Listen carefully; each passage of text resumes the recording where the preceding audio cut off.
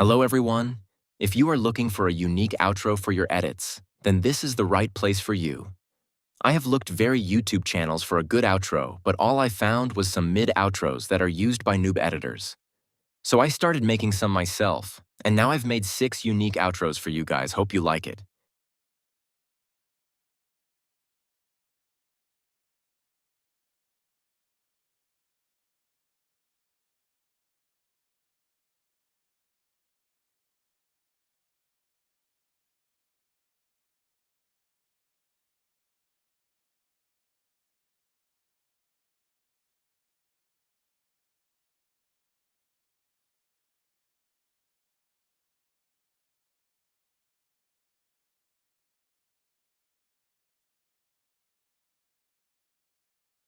This was all for today. Hope you find it useful. Don't forget to download the materials before importing the XML file. All I expect from you is a like.